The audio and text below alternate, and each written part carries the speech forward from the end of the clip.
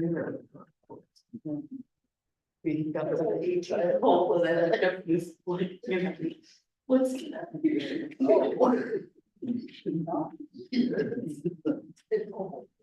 Yeah. Yeah. That one is slow. Since you're ready. I'm trying to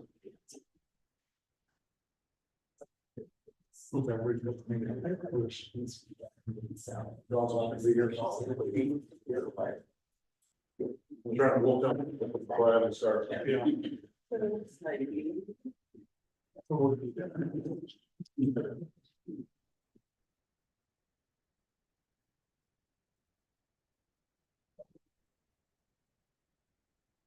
Brenna, you get settled? Hey, and I need the things. all the things. Good. And the pull ups. But always somebody to do them, and everyone's been super helpful. Good. It's been great.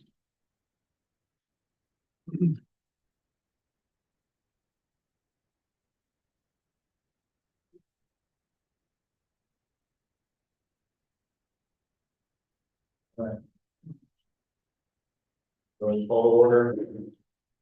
This charge meeting for the Pleasantville School District Board of Directors, Monday, August 19th.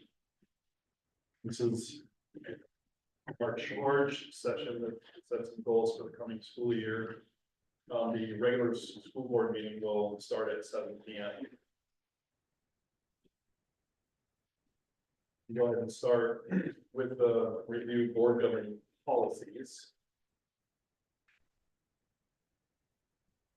So looks like I was assigned to do BB and BBA, and we're just kind of summarizing these, Jim. Yeah, just summarizing for the kid. BB is basically setting up, electing the school board. Talks about how the school board is elected. And then yeah, I read this the other day and can't recall most of it. Kind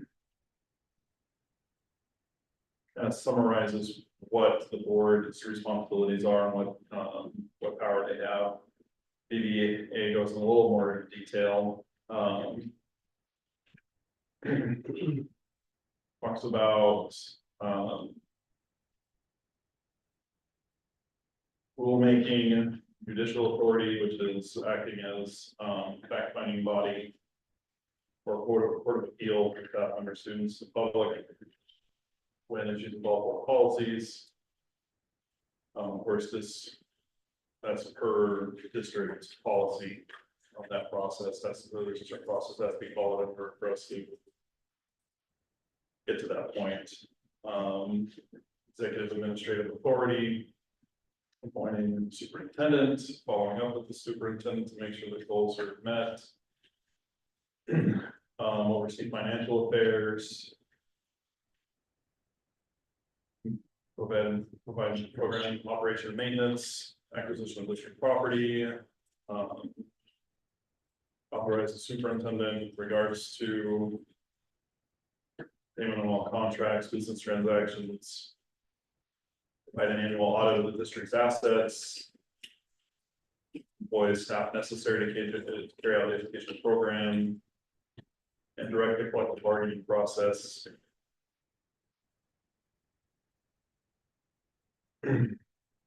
Where specifically appropriates salaries, salary schedules, other terms and conditions. Also establish the days of the year and the hours of the day when school will be in session.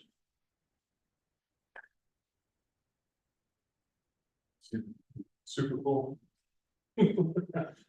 I have the next couple. So the first one was individual board members' authority and responsibilities. So one of the key takeaways was we represent the whole board, not individuals. So make group decisions, and then we have to represent those decisions to the public or who else. If we are making individual opinions to public or staff or anybody, we have to make sure and clearly say it's our own opinion, not a position of the board. If we want to request data or information, we should go through the superintendent.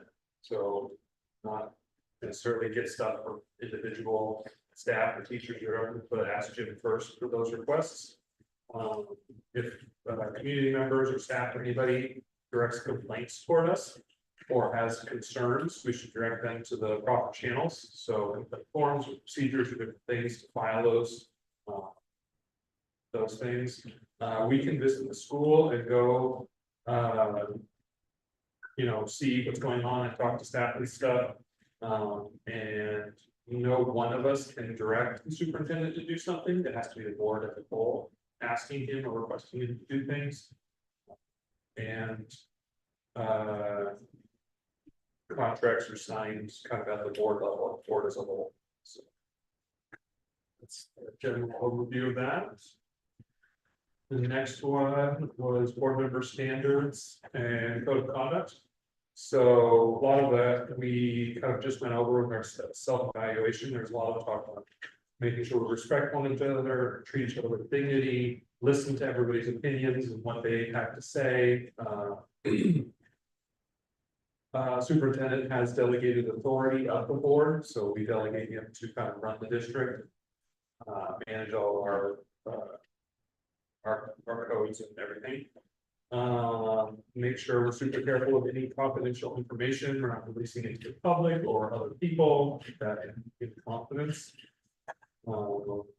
Careful of how we handle ourselves online. So when we're posting about staff members or other board members or anything like that, that we're always respectful and appropriate. And then lastly, that we are all mandatory reporters as well as a board member. So if you see something, the child says something, or you see an adult who you think has mistreated a child, we have to report that either to DHS, law enforcement, or it mentioned in here a designee of the department. Do we have that, Jim, or should we just call DHS for law enforcement? The designee of the department should refer to either a designee within DHS or. Oh, okay, so it's either DHS or law enforcement. Yeah. So if you hear or see. So yeah. Very good. I can take John's, which is BBFC, and it expands upon the reporting of suspected child abuse, which again needs to be made towards the Department of Human Services. Or law enforcement agency, and that's the agency within the county where the board member making the report is located at the time of contact. Sometimes it's confusing. And the confusing part is that as my role as a board member within like Pleasant Hill School District, and the answer is no, since you're an entry reporter now as a board member, it's no matter where you're at, could be at the store or the Springfield. The report shall contain, and this is going to be difficult for board members, but if there's something specific within the school district, we can help you with that. Names and address of the child and the parents of the child, or the persons responsible for the care of the child's age, nature, and extent of the abuse, including any evidence of previous abuse, the explanation given for the abuse, and any other information that the board member may report believes might be able to establish the cause. In making these, you'll find that they will generally go through their checklist, the call taker, asking you for all that information. Welcome to the report of the world matter again.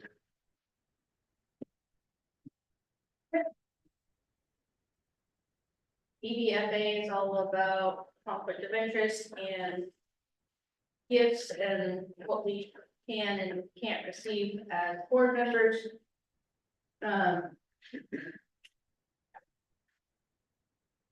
Pretty much don't take anything from anybody that has an effect on your vote. There's a $50 limit that's like determined by real market value. But don't take something in exchange for a vote. Is the summary of most of this. I did look in the 2024 legislative session. There were some changes to a couple of the ORSs that are referenced in here. Didn't change anything as far as what it means to us. It enabled the Oregon Ethics Committee to give opinion on public meeting, not just executive session. Apparently that was a change. They couldn't comment or offer opinion on complaints about public meeting violations. They can only comment on executive session violations. So that's been changed as of 2024. Otherwise, same thing. Last one, board member ethics and nepotism. Pretty simple. Can't hire anybody who's an employee. Actually, you can't hire, promote, discharge, fire, or demote anybody who is a family member. A defined family member, I won't read all of that, but it's sort of obvious stuff. Doesn't apply to unpaid positions, so we can weigh in on volunteers. And we can't even sit in on an interview, discussion, debate of any sort regarding the appointment or promotion or discharge, firing, demotion of the government grounds.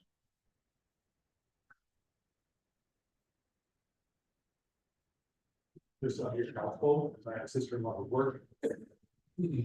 Well, I will read you What is the? what exactly relative means: spouse, parent, step-parent, child sibling, step-sibling, son-in-law, daughter-in-law of a board member.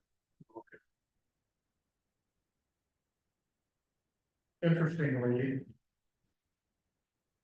if we were deliberating contract, if you had a relative who was an employee, as long as the relative is part of a larger crowd, you can play in.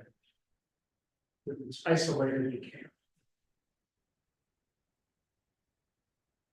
That was covered in this one as well, and it's like, unless the group isn't.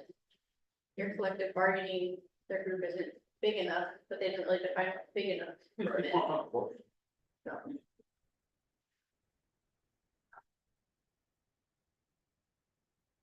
Next one in there is board superintendent operating agreements.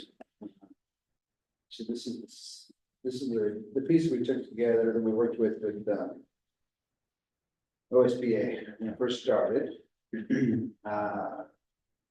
So collaborative governance, there were 7 different items: place the district's mission, vision, and goals above personal interest, respect board's responsibility to establish policy and the superintendent's responsibility to manage the district, maintain appropriate confidentiality with district information. Members of the board and the superintendent shall work together as a team, modeling lifelong learning and collaboration. Board members shall recognize and respect the superintendent's responsibility to manage the school district and to direct employees in the district and school matters.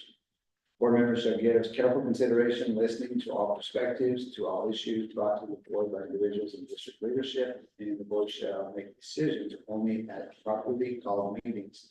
Board members recognize that individual members have no authority to take actions on behalf of the board. I thought of just taking these section by section. So in terms of collaborative governance, you think how we establish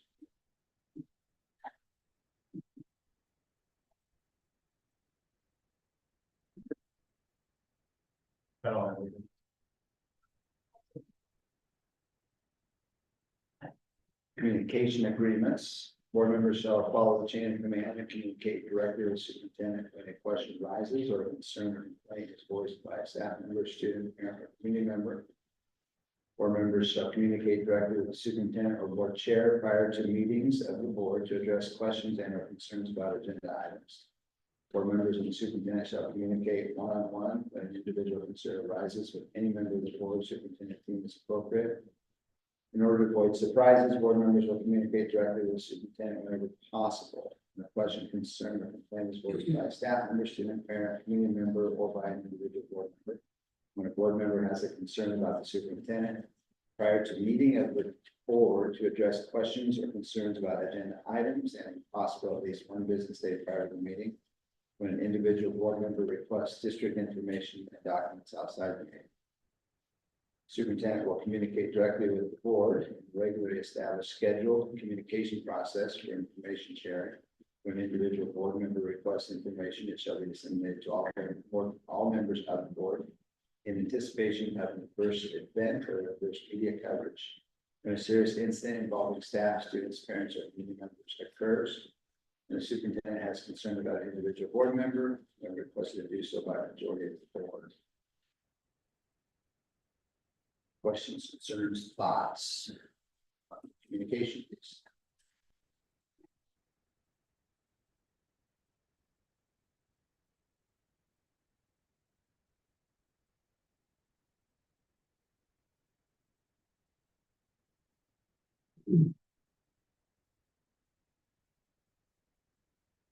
My only thought is that anybody who wants to specifically add something in here in regards to, board planning sessions where it's just the chair and vice chair meeting with the superintendent.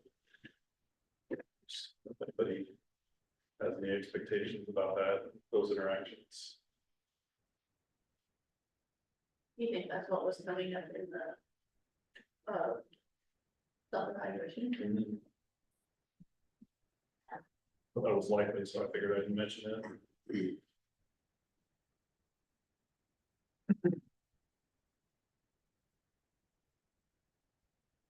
Might be.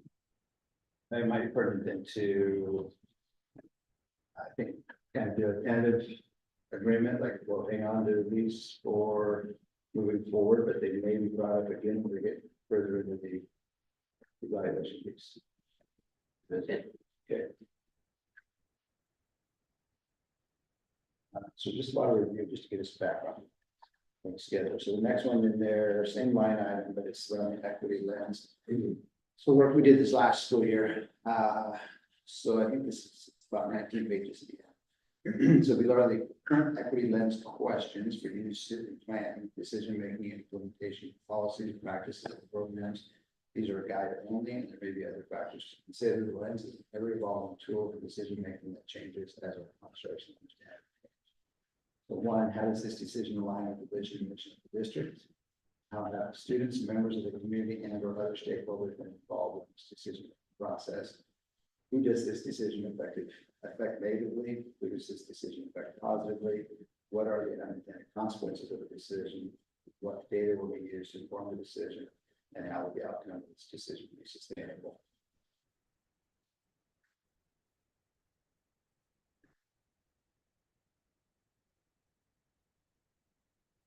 Green. Can I ask a question about that? Yeah. Maybe this isn't the right time. How did you see this working? Let's take, for example, the budget. Did you see us? How do you see this working? But it first will work through my office. So when I'm working with the principals, making sure it's in front of them, they're giving feedback as far as. There's the priorities I see within my building that might need budgeted. Here's the priorities that we see with sports that might be budgeted. Here's the priorities with our facilities that might be maybe budgeted. And then once all that information is gathered, then we're actually making like a priority of what can actually stay on the agenda to see whether or not it gets budgeted. I think this is where we start to go through this. And we're having that discussion about do we keep one thing over another? Which thing on this list actually gets dropped off? We go back to this question as far as how does it how does it align with our vision and mission? What are the negative or positive consequences to the decision? I think same thing will be down over here, and this might start to make more sense when, for instance, when we get our equity committee together. And they're bringing information for us, and we've got this as a lens for them as well. And if it involves like a policy type of change, this is when that will, I think, benefit you guys in particular, discussing the change in policy. I'd say thankfully, we have not, I should say thankfully,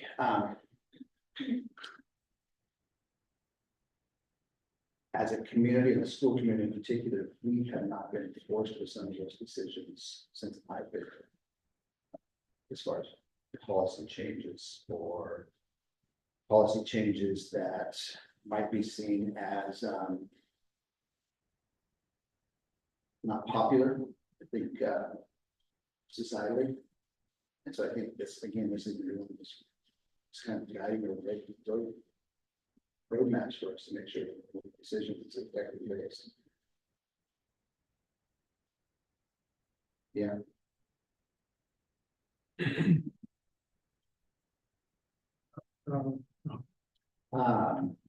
Maybe a concrete example. So, when I was working as an elementary principal, we would go through staffing and budgeting. I would get my staffing and then work with the teachers. So for instance, some years we might actually, because of where our enrollment numbers are at, I might actually be losing a staff member and then having to reshuffle where teachers are teaching or do blended staff meetings. What I learned really quick within that job, I spent 10 years at the one building. Year one, year two, before I would have a chance to be able to share that information with my entire school community, it would have already leaked out and there would be getting requests for what parents want, what teachers. And so what I had to start to do is to look at practices and policy within the school itself to make sure that when we made decisions, they were made equitably and the way in which information was shared throughout the school community was done equitably. And so a lot of those questions are things like, guess what we're hearing.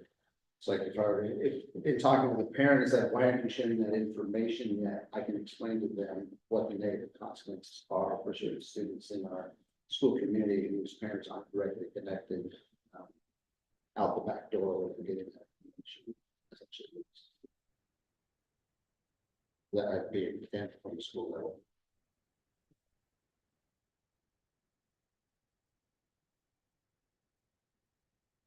All right. Next one, update on equity committee time, and this starts with page 20 and 20 packet. And I'm gonna jump clear down to the timeline. So we are in September 24 to March 2025. So in this next newsletter, we will have basically the purpose and background of the Educational Advisory Committee is, and then also we have a link in there for a Google document for committee members and staff, students to actually start to apply to it, and then we will run that clear through March of 2025. We will begin around January to actually start to take a look at what's coming in as far as applications, and then if we need to go out and actually start doing some recruiting if we're seeing certain focal groups are not being represented within that timeline. Is there, and it's again, it's going out in this fall newsletter. Start to improve.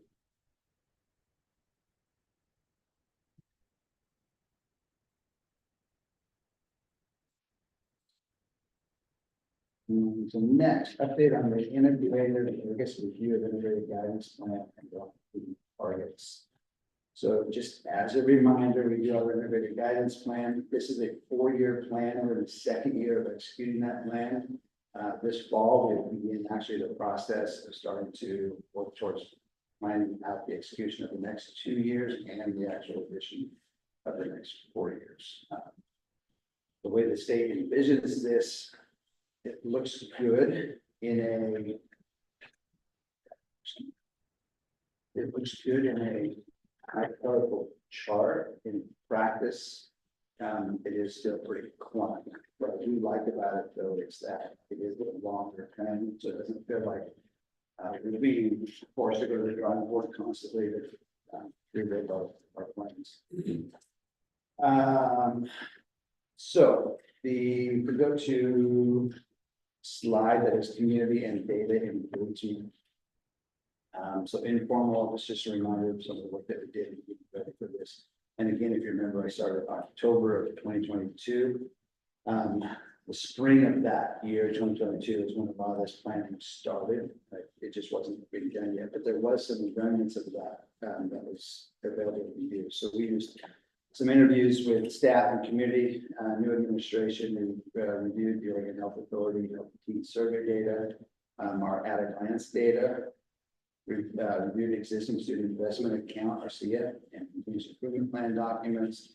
Reviewed our special programs account budgets, including our high school success, CF, career and technical education, early educated intervention systems. We had some 15 engagement on November of 2022, student focal group interviews that were ongoing in 22-23. And then Laney SD did a lot of this work as far as through the consortium of Lane County school districts, but they would host with LCC and Lane Workforce community events. So we're continuing to conduct community engagement activities as we start to look into the next round of planning. Remember, we had our equity work session. We brought some students in for that. We've had a spring student leadership that attended a consortium with Lane County Schools that was student led. We've got our equity advisory committee that's coming on board. We've got our community event that we've organized for the 29th as well. So start to engage with that. We meet tomorrow, actually. Yes. Having ESD, Stan, Brendan, and Whitney start to go do some federal planning, getting ramped up for the next round. Not to come yet, but to come down the road. Identified needs, still the same. Our developed outcomes. Some of these, we've got 6 developed outcomes. Some of these they're obviously in different spots, but like number 1, our around transition. Last year we started our kinder staggered start. This year we will have 6th grade and 9th grade that come just by themselves on that first day of school.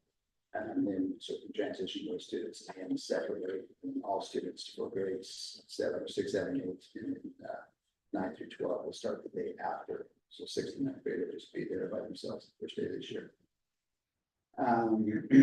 Look at number 3. Here's an example of, I think, just some changes that have taken place to better develop and through some of this, these outcomes. We utilize a resignation of a high school staff member at a social studies license, and we were overstaffed in social studies, so it's a generalized position. And in lieu of that, went out and found Paul Griffiths, whose expertise is in counseling and multi-tier system support. So this next year, we have more focused work. Ms. Hill will actually have a 6th, 7th grade group that she will work with, and Mr. Griffiths will have the 8th and 9th grade. So they will leave those 2 out. The number 4, comprehensive literacy strategy. We've in this last, so new governor, and as part of the budgeting process, had the early literacy grants that came out to come forward. So a lot of that work started for us in December as we were writing the grants. Most of that during the school year went towards extended day for our students. We attempted to actually do some hiring at a summer school for some high dosage tutoring over the summer, but I couldn't find licensed staff members that would come with that had the background to do that. So we scrapped the summer plan. We've got to get back together this fall and start to make some changes to the grants going into this next year. to spend that money and work towards the extended learning opportunities for students, which is after school and also just tutoring for those students. Those are some updates on what with our strategies and some changes that we've made. Talked about in the guidance. This continues to be our model for the highlighters work that we're doing in the buildings. Okay. The next piece of that is our longitudinal targets. On that, if you remember, the top part of that is just historical data for the 5 areas, which is our regular attenders, 3rd grade reading, 9th grade on track, 4-year graduation, 5-year completion rate. And then at the bottom there is the actual targets that we have set. So data from the state is not out in the sense that it's embargoed, and it's giving us a chance to actually go back and look at the data and see if there's any changes or if there was any anomalies. Now's the time that we have to do that. So close on the 23rd. The state will go back in, fix any mistakes, make changes, and then it's generally about end of September, October before they release the data for sharing. But as a reminder, regular attenders, and they're broken into 3 groups. The middle line there, the baseline target is what we're shooting for. The state model has us also set a stretch target and also will be a gap closing target. The gap closing target has to do with students who are doing it served. What it would take as far as to keep those students. So still looking at the 5 targets of regular attenders, 3rd grade reading, 9th grade track, 4-year graduation, 5-year completion. Interesting thing about the 4-year graduation, 5-year graduation, you see that they come out. These goals are set for 23-24. We will not see 23-24 data for these 2 groups until 2025. So the information you'll get is not involved with the 22-23 data.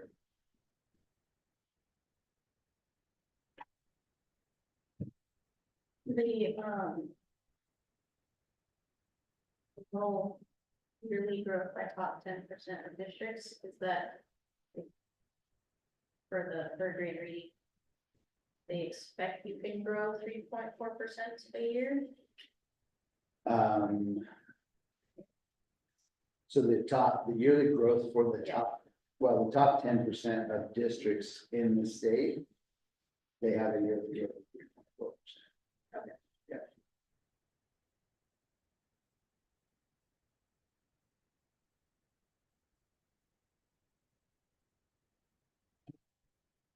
Yeah. This next document here, this is around the item E, Pleasant Hill objectives. So I'm starting to do is get this into a 1-page document. Number one, I think for us, it's for you guys, especially as board members, where we meet twice a month, sometimes it's only 1 a month, they're coming in and out. It's like, how is it something quick and easy to be able to pick up and say, yeah, here's the plan, here's the things we're working on. Also for a community engagement, to keep this in front, but also for staff as well. And it's just through that assimilation of information, as far as keeping everyone on the same page, reminding people the direction that we're headed. On the left side there, you got our mission statement. In the middle is our school improvement plan, the guidance, and on the right side is the piece of work that we're going to start to engage in this year. Is the portrait of the graduate.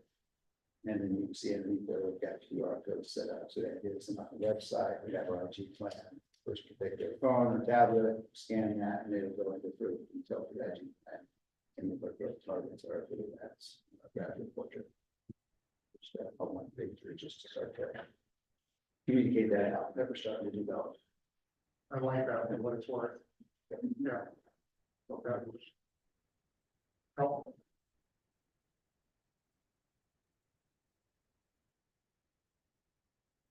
Let's review. We're ready to jump in. This next piece, I'll say this, is we've got, so your guys' self-evaluation. I've got the goals and the that we set for 23-24. whether we go through these, I think, one by one. There was also the comment came up about more discussion topics. There was, you know, a number of those that we had this last year, so I don't know if that's something we want to jump in as well for this next year, or something in particular, or list of 4 topics. I think this is really that piece that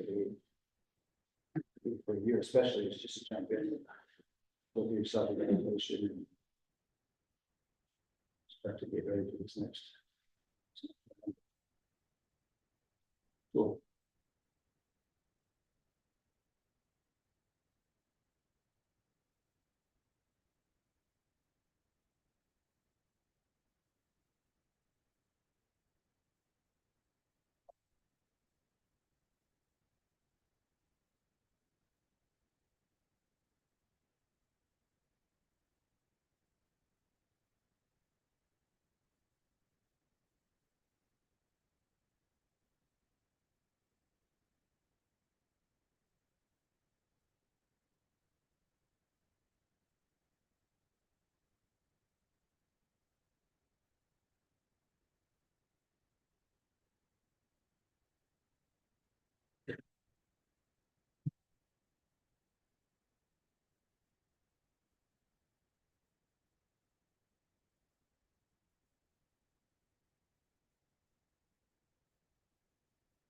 Gotta pull up the thing that I sent out. Everybody got the, So, evaluation. yeah, I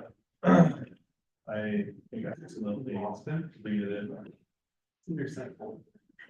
What I'm looking for, but Take this opportunity to think of yourself.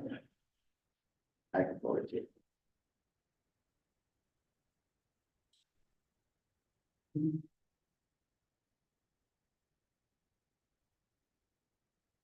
Just send it to you.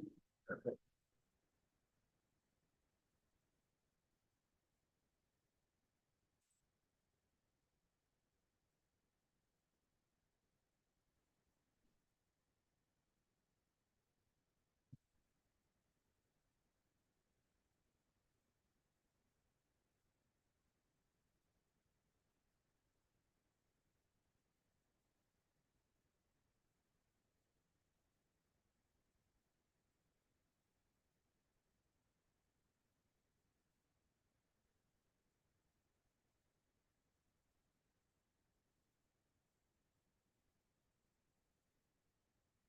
I was looking for it, and I should just look for it in my. Okay. All right.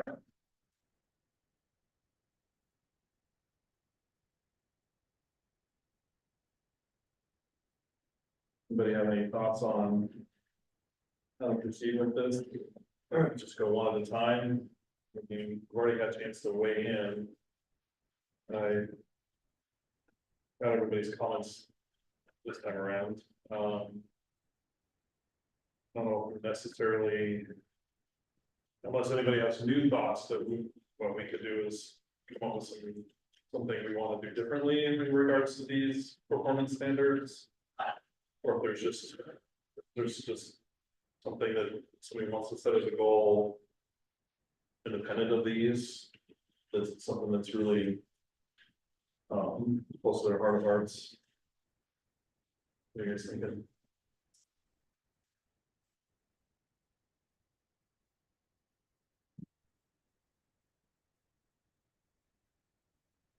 Stood out as areas of major concern that we want to significantly improve on.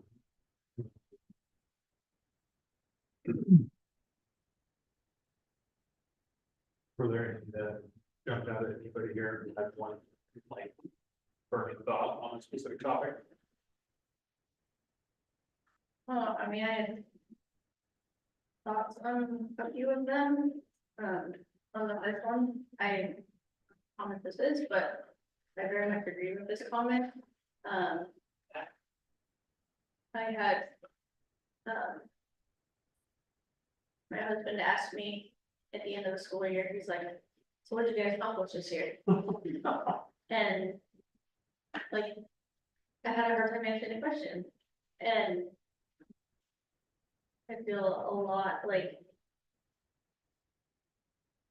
that And maybe we're just blessed and it runs smoothly, and that's why I feel that way, but I agree with this, that we should be able to find a goal or two for the 5 of us, that come June, we could say, we did or we didn't. That said, I don't have a goal in mind, isn't that helpful? But, that's not true. That's not true.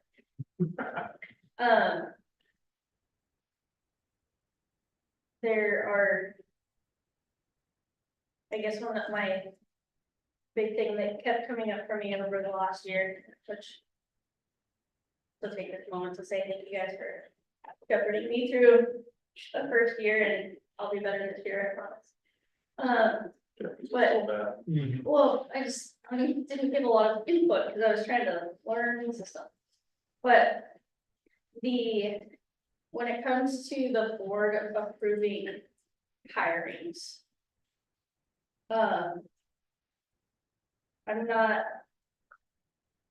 don't feel good about putting my name, my vote, our vote on somebody that I've never met. I don't feel the need to be involved in an interview process. I don't think we want to commit to making ourselves available for every single one that happens. And I don't know if the way around is that we don't do a board approval, or, I mean, even the way that it went with hiring Brenna, like, just that opportunity to talk to her for 10 minutes, and get some idea of who I'm agreeing to hire, was helpful. Obviously, Jim and the building administrators have the expertise about the kind of person they want to work with, the kind of person that's qualified that we do not have. And I don't want that job at all, but, you know, just like I don't go to bat for very many people in my life for jobs in the community. I have a hard time putting my vote behind somebody who I don't know, have never met, have never talked to. I feel like if it goes great, you're never gonna hear about it, but if it goes poorly, I mean, Jim's gonna hear about it first, but the community could come back to us and say, what were you thinking?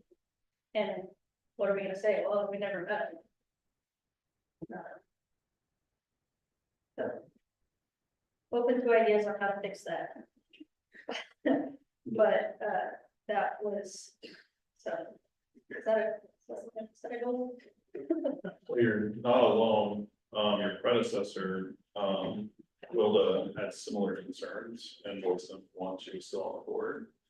I think I'll let Jim field this. Just because I know that when he responded to her similar concerns, some of it had to do with confidentiality. Yeah, But, and then I get that part too, like, and that's why we do the numbers on here, and I don't feel good about hiring a number, and Yeah, that's why one of my suggestions, I don't know if it's like, can we just do away with board approval? you can't for the license staff, you can't. So it's in statute, which then the policy requires that the board gives approval for that. Which comes from my recommendation, which is part of the policy as well. What I would say, and you're grappling, I think, with what every board deals with, is we continue to revisit and making sure that our practices our practices in hiring licensed staff are such that we are, so for instance, if I send a posting out and here's what our minimum requirements are, Chris knows this because we've worked. You said, yeah, but I want to hire this person that doesn't have the minimum qualifications. And he's got folks that meet those minimum qualifications. He knows he can't even interview that person, and they're not even going to come really out of my office. They should, as far as the working class. Qualifications now, if we get no qualifications, then we're gonna take a look. As far as the board goes, what I would say is that your area of resource in this is that if my recommendations on not working out, then it's through my evaluation.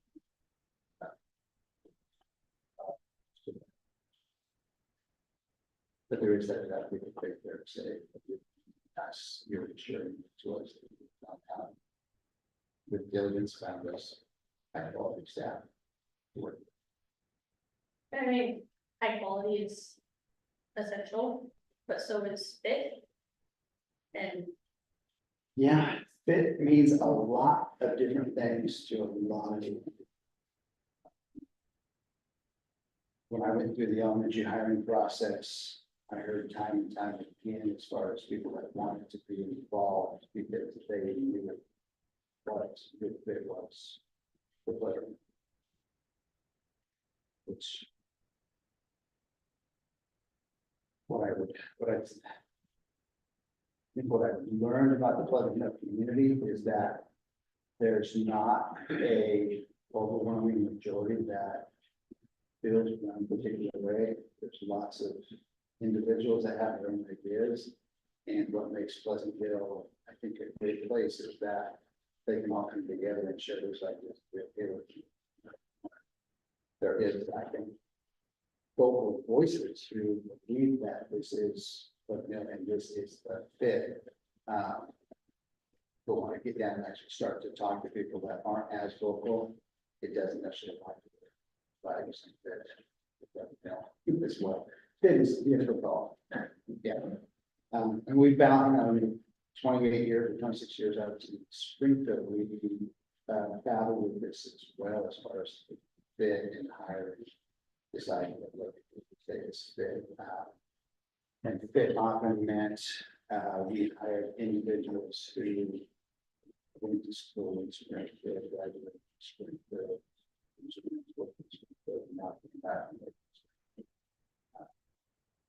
In many cases, we hire individuals with the same thinking and thought process as the previous individuals, and we never really sort of this, which is also part of the process that might be right in this position in elementary is sitting down with the staff and say what qualities they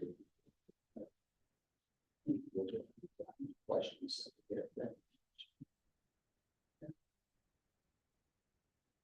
so every hiring vote is putting a dollar in the pressure. I feel like it's a vote on you, not a vote on them. That's what you had for. That's exactly. Yeah.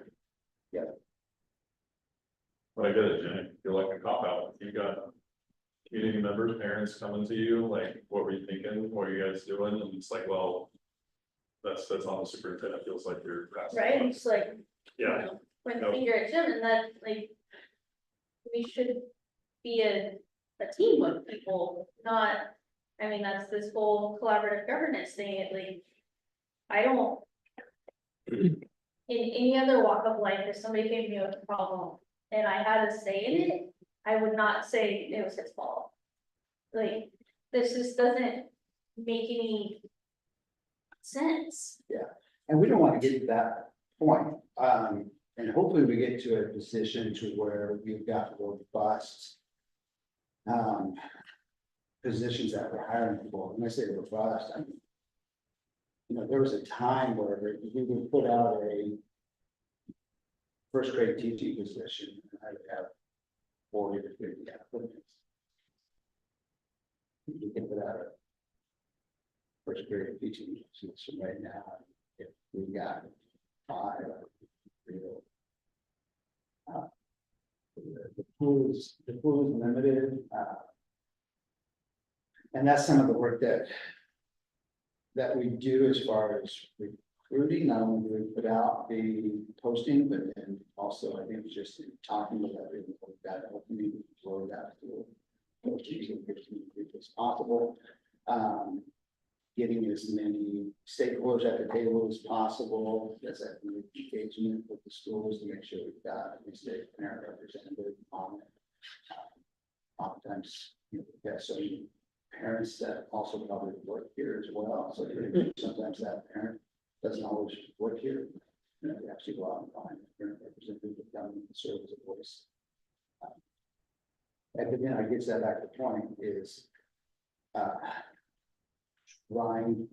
trying to engage that person, so like if you're talking specifically, well, some of the questions came up, use president's example, I should say.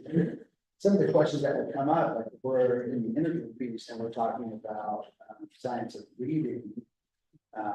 As she's answering that question, unless the parents got specific information and knowledge about science of reading, she probably doesn't understand what she's talking about grade 5. Yeah, segmentation, not awareness and identification. But she can sit there and say, do I relate with this person as a parent? Do I see the parents in my? Well.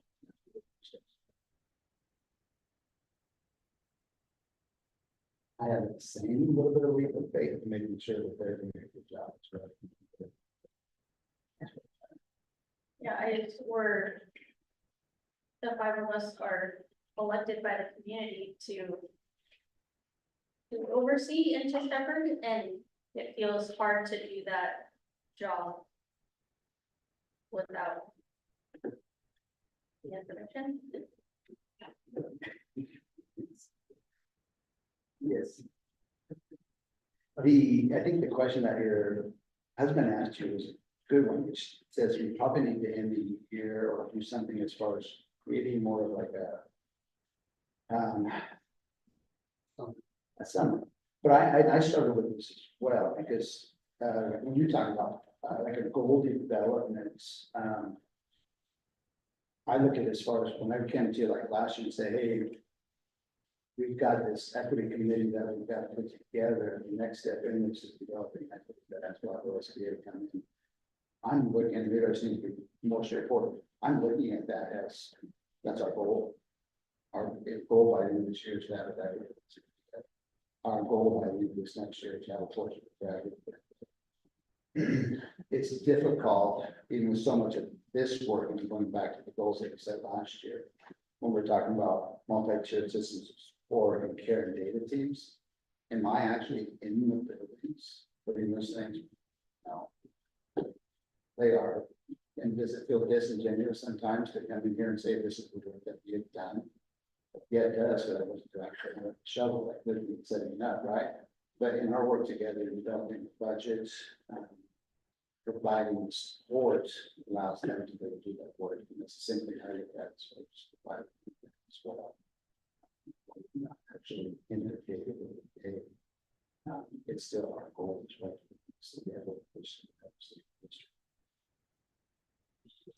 Our main goal is making sure. And if Jim is ever not doing a good job, then that's when we. charge.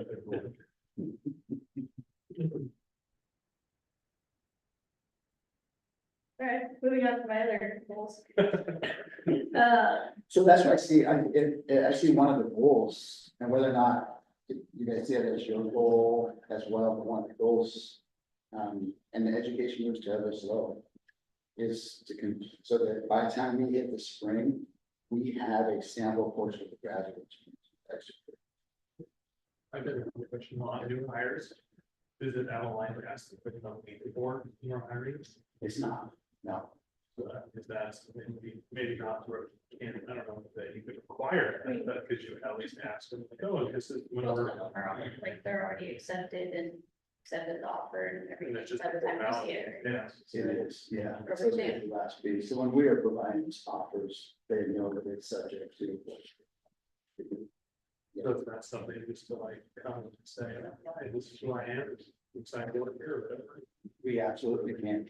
I think the only thing that I would ask is if there's any reason at all to question as far as the hiring of that. Yeah. Ahead of time, so we Sure. decide. I don't know. But that, I mean, I think that helps a lot. I mean, most of the time I don't even know that somebody is being hired, so I don't have any preconceived notion about who they are. But, you know, I suppose as long as not in like a sabotaging way, but you know, if we're sitting here having a conversation and they're introducing themselves and like some red flag goes up, like. Be honest, I guess. Or just quietly go down. That hits the nail on the head, that's what's so awkward about the role that we play. I share your concerns and have for all 3 years I've been here.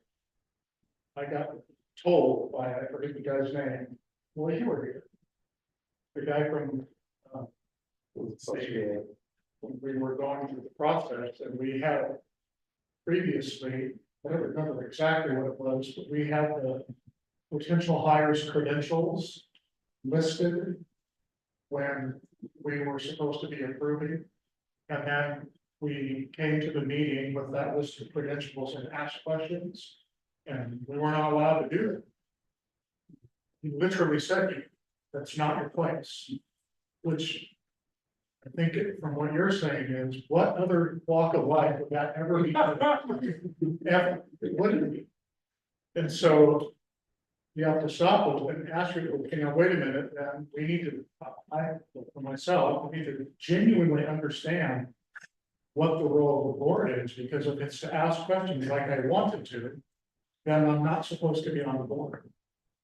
But if it's more oversight, which is what you're describing, and putting faith in the people that we do have some say, you, then that's a different role.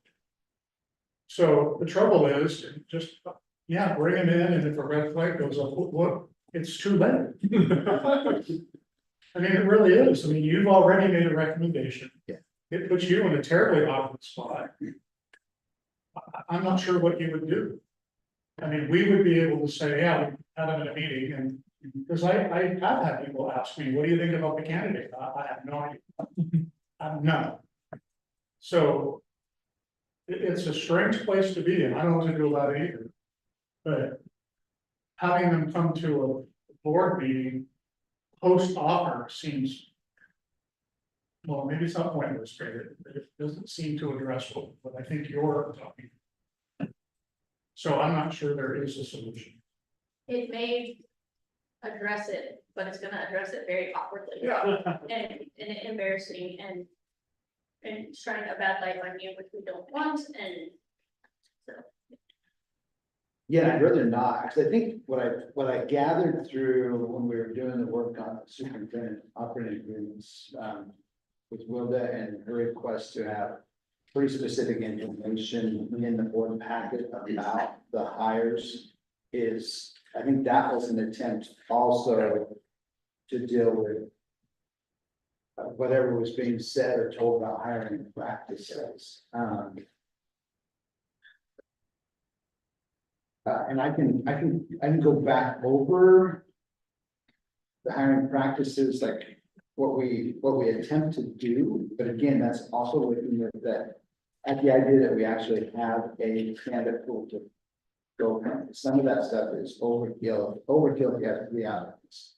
There's no reason that I need to have a applicant review committee to review 3 applicants. Right. We can just go straight to the interview committee and save some time. But the model that I went through, for instance, with Brennan's position is an example of something that we want to model at the good. As well, obviously, it's for diverse people. People in the district, including licensed staff, classified staff, students where it's appropriate, parent representatives. And I think that's the hard thing for probably you guys, or like, I think they just keep in mind, like, what do you think about the candidate is remind your role as a board member is to basically hire me, which hires staff who's educating, supporting, and doing this. And maybe posing the question, is there something that you've ever seen with regard to hiring practices that we should be aware of? Because those concerns to me are how that person speak. That's the biggest thing, is make sure that they're back in the process. I think the issue with asking questions is to, because we are a federal entity, is that we don't have any sort of access. Okay. I also for the school year, working with critical on high school assessments. The conversation we started last fall before you, and that there was, you know, a lot of like the teaming going on Friday afternoons and stuff, and just want to hear from you where we're at, where do you see us getting to this year with assessments? Are you talking about just like the classroom assessments, the daily, the formative and summative assessments?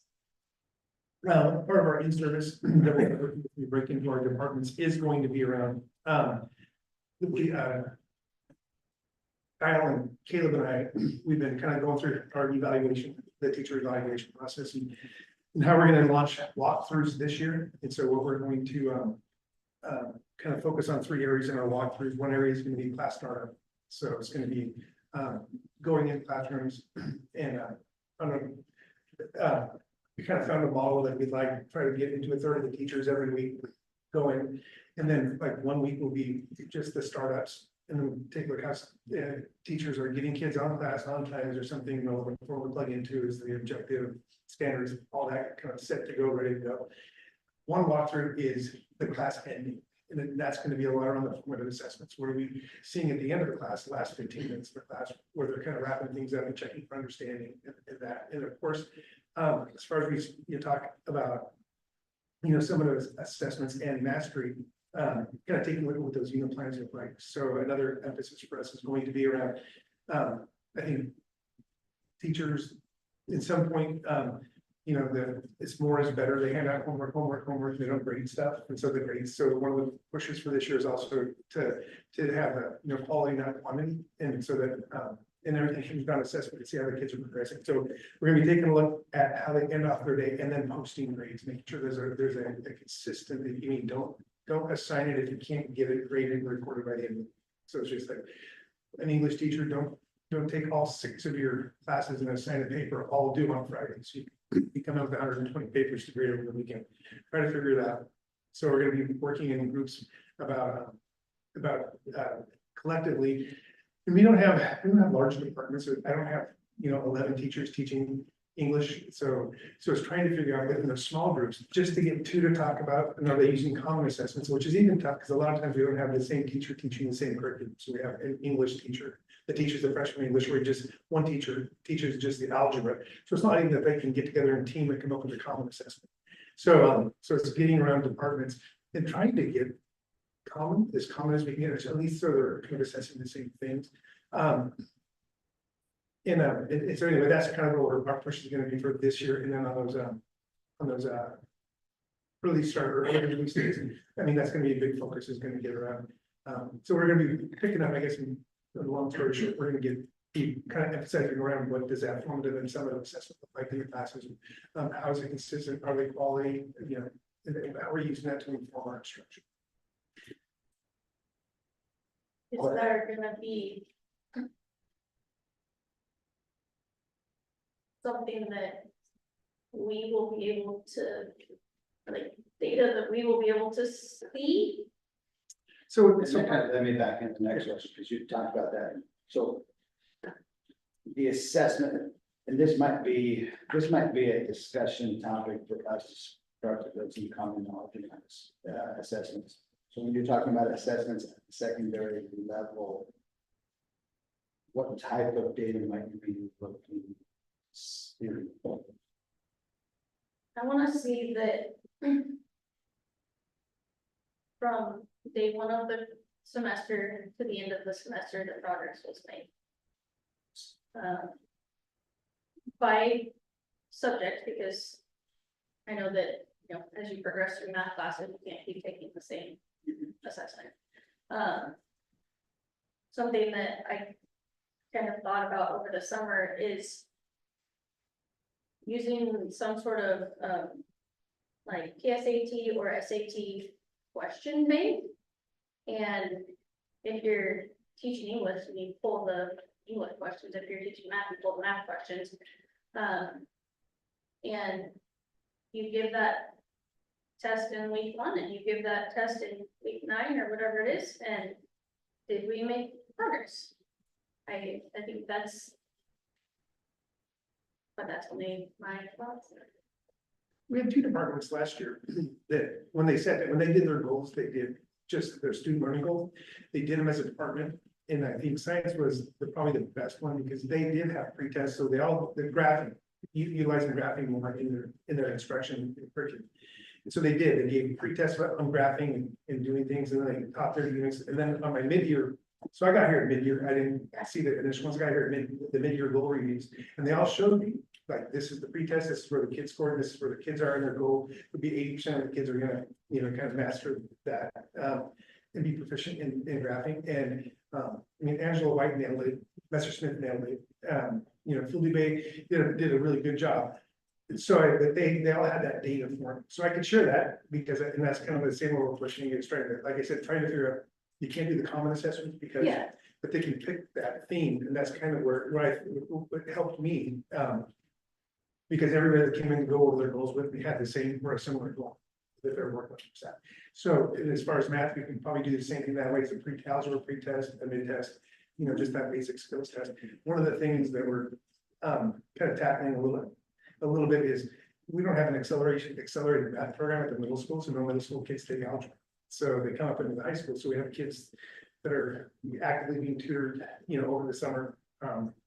And these tutors are saying that they've mastered algebra on their tests. How do you get that, get that credit that way? So I think one of the things we'll be taking a look at too is, as they start making these assessments is, can we do something? Is there an assessment that we can give a kid coming out of it? So I think that there's some work that way, but in the assessments, but still, even in the algebra, just the kids in general taking algebra, we do need some way to see how they're progressing through that curriculum. Because it is a headache when kids that don't get through algebra, they have to repeat a algebra-like class, an algebra class, that for their sophomore year to get that math credit. And I, like, no education background, so. Excuse the ignorance, but just progress, that's all I. That, and not punitive of the staff at all, but that.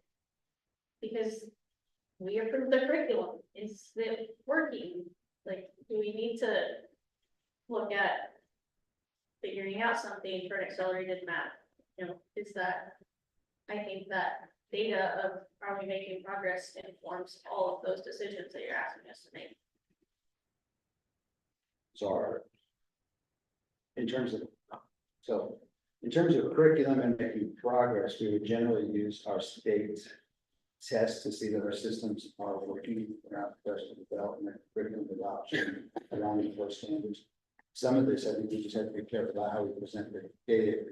Some of that is directly related back to a student's, or teachers' growth goal, which is in the evaluation piece. It does become evaluatory. Hard, we got one teacher. That is- Teaching one subject. And that is, and that raises that a little bit with the middle school staff, knowing exactly who the 7th grade math teacher is or 8th grade math teacher is.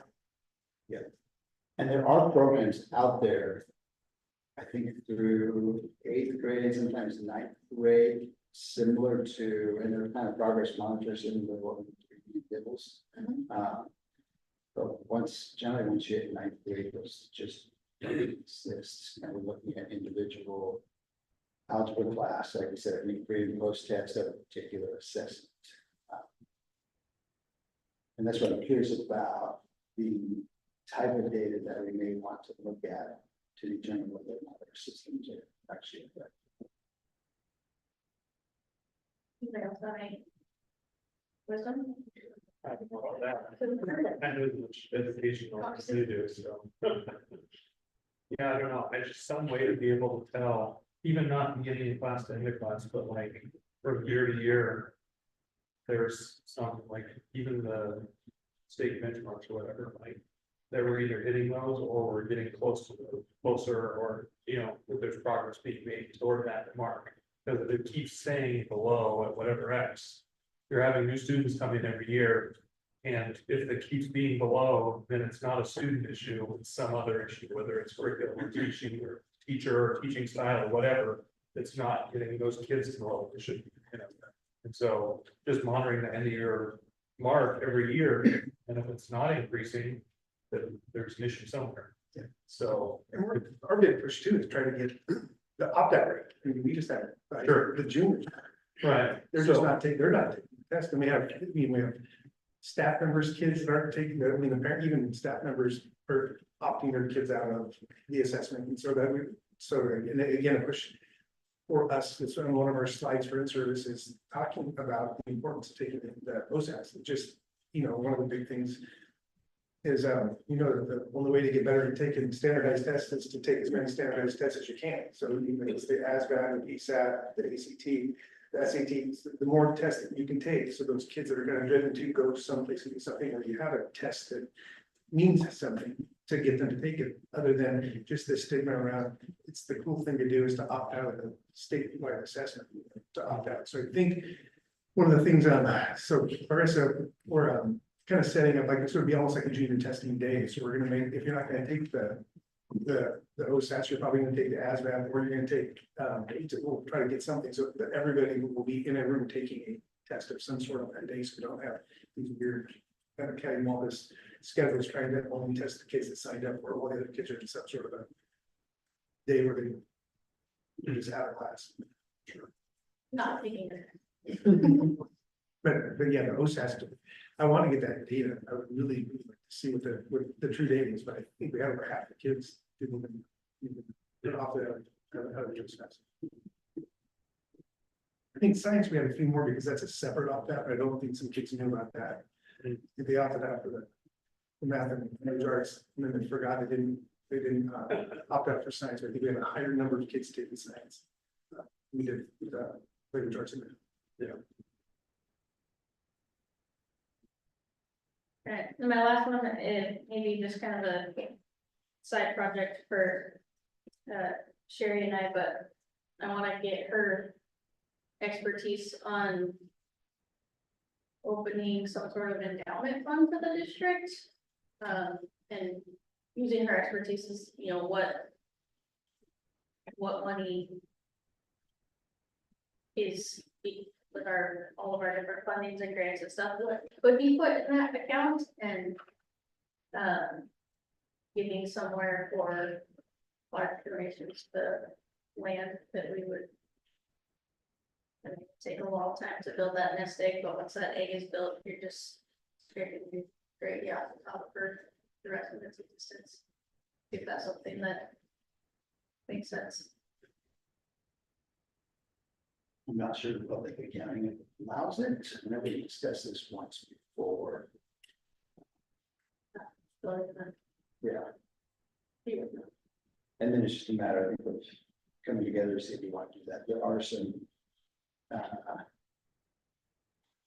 We run such a high ending fund balance right now, and a goal as far as, we're trying to have an ending fund balance of at least 20%. It's generally pretty high. Just need some guidance, I think, from all of you. If we continue to run higher than normal ending fund balances, and then not investing that money for down the road, which investing that now. I know what Sharon and I have talked about this before. Down, we do invest on going money. Well, as well, and listening to the work that we brought here. It was beginning last year, Banner Bay, where they matched state percentages for investment. that interest, but just go to the general fund. Yeah.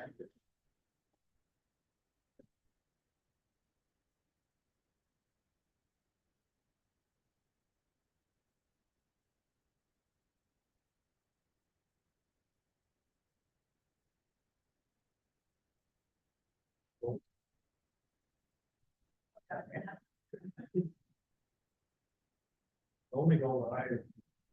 Well, not only, because you had some good ones, but the one that stuck out to me is just being around more. Like public events and stuff. Which I know is super difficult with myself, I don't want any excuses, but I'm sure we all do, but. If we are gonna be on the board, just being ourselves, but I think pretty much. To the public. The teachers and staff and everything. I know it's hard, but it dawned on me, to that end, it dawned on me that we didn't do really anything for the teacher appreciation like we have done in the past. Oh, like we did 1 year, but we didn't do anything last year. So I don't know, if we had some kind of way I mean, to, that's just one example. right? If we all. I don't know, maybe a group commitment or our own specific commitments to ourselves to be, show up to 1 or 2 events a year or something, or I don't know. That might make sense. What would you hope to accomplish from that? I thought about that too, it's hard like, for all of us, Yeah, trying to think, well, what would be the end game? right, the goal. I mean, it's nice and all, but what would come of that to make Yeah, it a better, more, foster goodwill. Yes, maybe probably the community more apt to be able to come to board meetings and share concerns when they've seen them out in public more, I guess. Somebody will know who we are. Yeah, right. Like if you're, like, I'm even gonna know. right, There's a board member. well, make green shirts you have to wear. I did suggest that. When I first got on the board, I was like, if you get like a shirt or a coat, board member. Not like to have VIP status, Right. just so people, if you're at a thing. No, you just said a whole bunch of information you didn't want. I feel like, I mean, with my kids being in elementary school, I spent many hours in there and,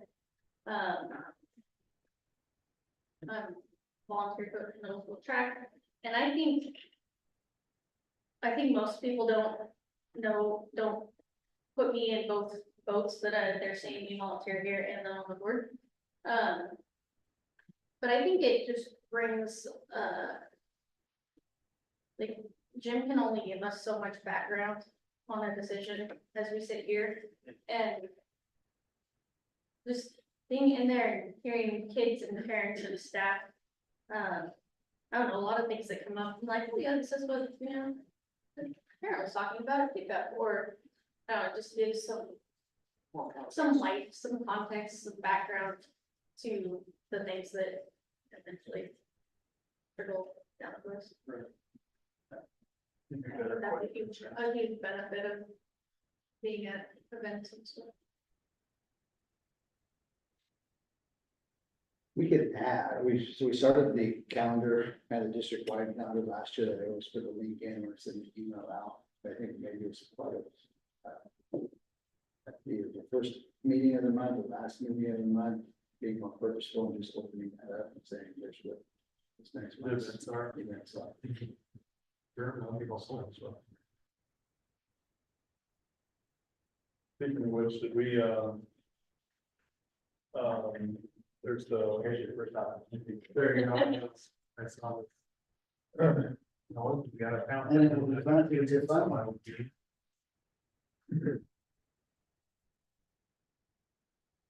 Well, I think it was the last meeting we had talked about somebody being at the. Like there's an employee breakfast or something like that going on. Men, Yes, There you go. All right. but more can show up if you wanted to. Remind me what that is. That's- team breakfast, 28th. Okay. So I'll start. In service, breakfast starts at 8. Then come in faces at him.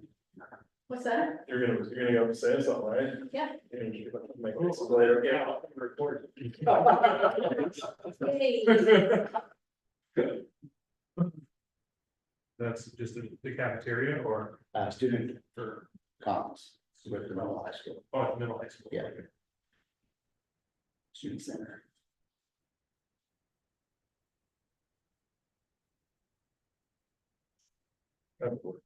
Say, already come out with excuses, that you take long to this. I am working from midnight to 8 AM. And then working a whole other shift after that, and so. Sounds super fun. As excuses go. Camping up a level length, does that count? I'll take you.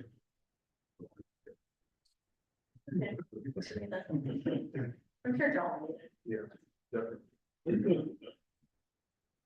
I had a goal that is not on here anymore.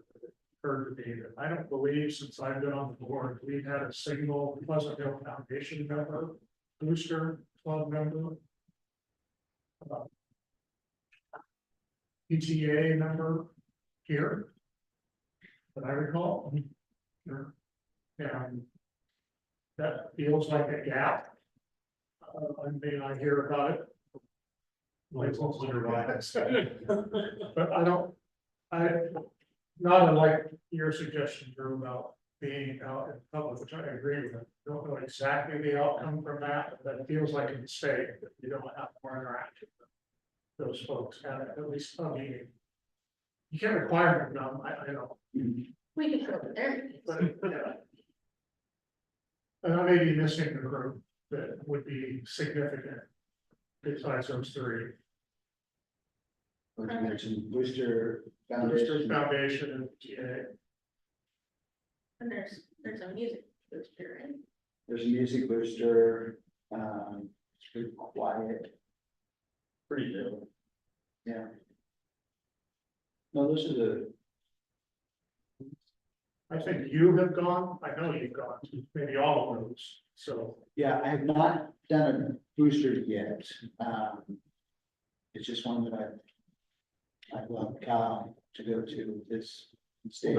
Don't want to shift the, depends on I walk in the room, it shifts the power dynamics and, That carries a lot of weight, I just tell you that it does. yeah. When you do that, seems as though if they have an invitation, and nobody asked you to say this, by the way. But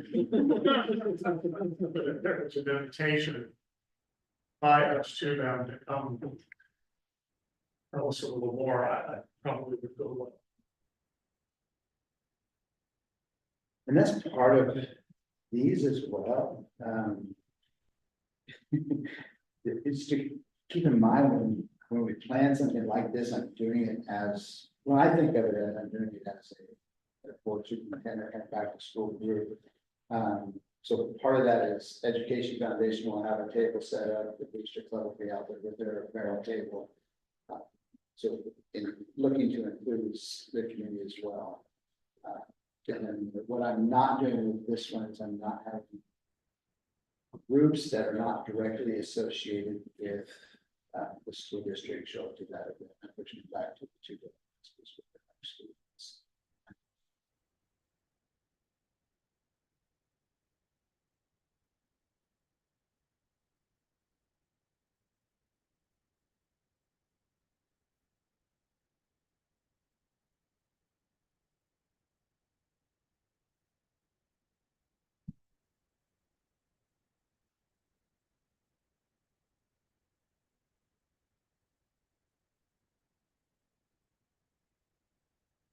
Something that's been on my mind, is developers considering some kind of goal about, and we have the equity lens. But something, I don't even know how we would quantify this, how we would be able to measure this at the end of the year, but something in regards to inclusion and equity for the students at the school. I think back to the session we had where we had students here and they were very candid with us about their experience at the school district. Just following up on those experiences that they shared with us.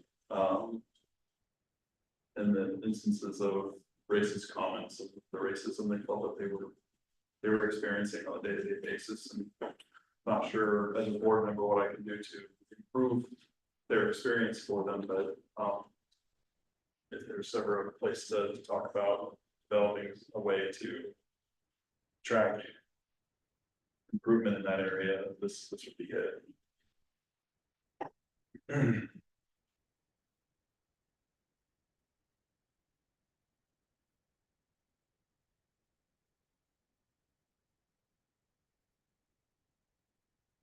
We'll have a very diverse population, but for what students, for the minorities that are here at the district, it's no less impactful for them.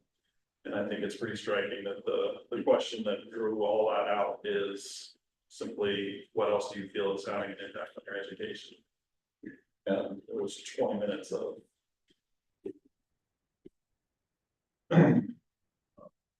Some pretty concerning stuff. Are you thinking about? So here's generally, I think, the way in which.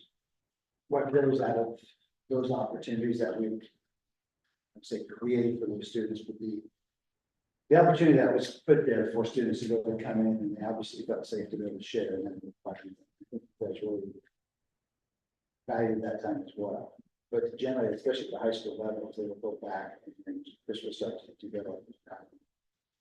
Affinity groups or groups of students that he meets with as a principal on a regular basis.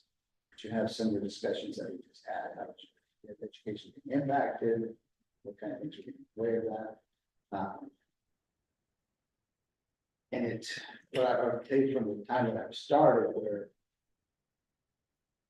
if you find trusted adults that was informal interviews that we had that we mentioned within the creative guidance plan that we had. And those students will talk to you individually, at least a trusted adult individual.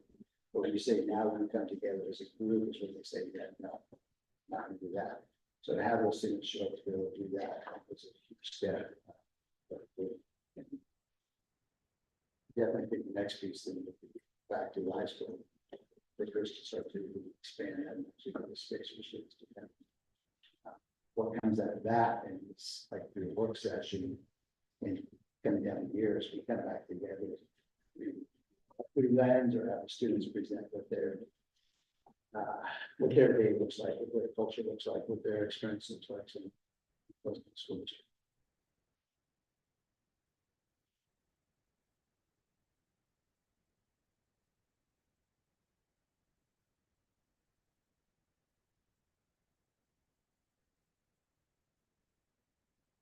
From a perspective of like the admin team, is there a way for the board to be able to determine whether there's been improvement in their experience? And what would that look like? And I think the difference is coming back, are you talking about coming back with those specific students, saying that you experienced change or taking their experience and working towards almost kind of policy development that supports prison and making sure that those students' experiences have changed and those kind of after them have changed. Or not both. I mean, I like it all, I like the way it all sounds, I mean, I don't wanna feel like. I'd like you, I think it's important the way you put it, that they felt they were safe enough in the setting to share that stuff with us. And I think it's important to continue to create that safe space, and give them at least the opportunity to do that. And future students, as well. But just to ensure that that's a priority for us to consider every school year. Yeah. And not necessarily think that it's, that we're going to completely eradicate those experiences, but I understand that that's unrealistic, but to at least understand what we're doing here at this school district to try to mitigate it, like the specific steps we're taking.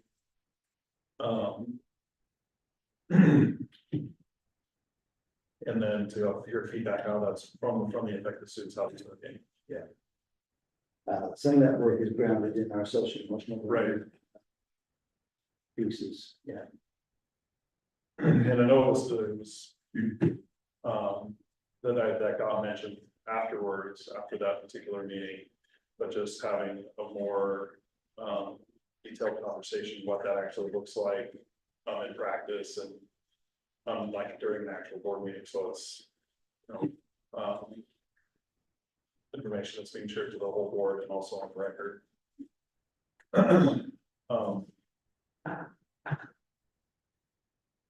So yeah, like I said, all the above.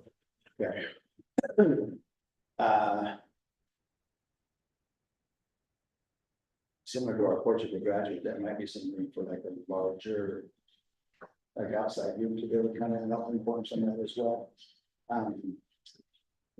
As you saw during that night, sometimes when you open those conversations up, you get unvetted information that perhaps is hearsay as well. It's understandable, but is there like a survey of the kids, or do you do that? We don't, but that could definitely be what stuff we do. Do a survey. Yeah, or something like that, just to see the differences, or. And I had a good group this year that we're starting up our leadership class for the first time. I've had a leadership class for, so it's about 20 kids, all student leaders. And they'll meet every single day, so rather than having a student council meeting, so that's something that I think that we can get that behind, like Jim said, if we can bring an outside organization in that can kind of help facilitate that, so it's not that making up more questions and putting out a Google survey and saying that there's gonna be something. That is definitely something that this leadership could take on. Yeah, it's, affinity groups, I know we have the GSA, we don't have a BSU. But it's just figuring out, that could be those types of, they can look for what types of affinity groups that students are on campus. If they're to set something up. And then be really, I think, objective about what it is we want to use the data for. I want to make sure that we do any sort of survey that we know we can use the data for. It doesn't go, it just doesn't get it. We just sort of regular what we do. We're really close. Yeah. So right there. All those other things look fine, okay, on the work.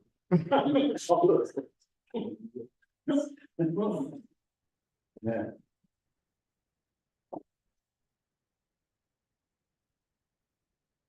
What do you want to take these from here?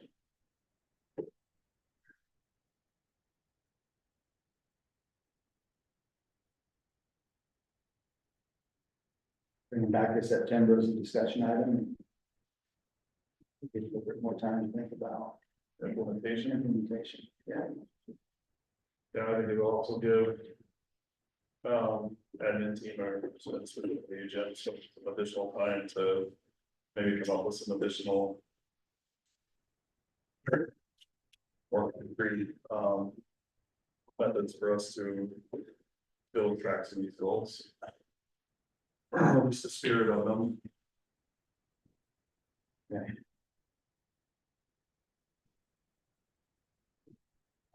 Got assessments. I'll talk about endowment.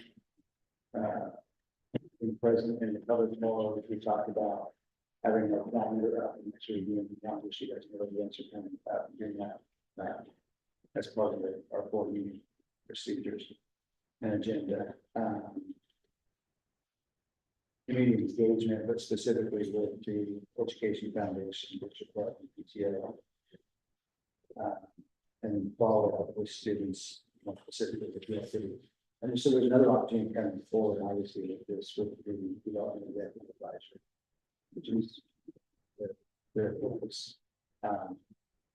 Fortunately, that puts another layer for you guys in between what's going on, which will have that effect of just feeling like you're that much further in reach, because it's an advisory community. I think it's going to be acknowledged and remember what it in existence because of the work that we're doing. Like Rusty said, having people come meet with us during these sessions on a somewhat consistent basis, give us updates or talk about what they've been up to, some highlights of it. It's still better. Sure. Yeah. And they might be waiting for an invite. Right. Yeah. We can get an invite. So yes, the equity committee,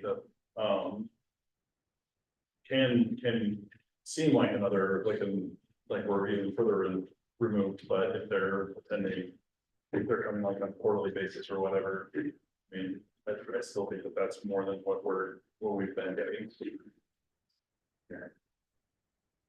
Then the last thing on there is just the OSBA annual convention, which is through the 9th. That's the big one. If you're interested, let me know, everybody know. Just signed up. Registration when it opens and then go really fast if you want to be in the actual building at events, so. Let us know. You know, the shirt numbers. They haven't told us when. Usually beginning of September, I think. I experienced that with this year and 19, I ended up with well, completely different hotel and the parking situation down there.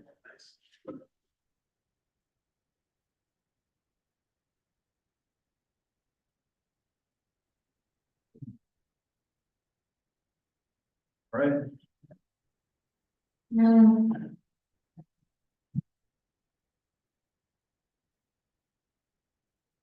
Go ahead and end our joint meeting and then call to order the regular school board meeting of the Pleasant Hill School District Board of Directors. We'll go ahead and start with pledge of allegiance.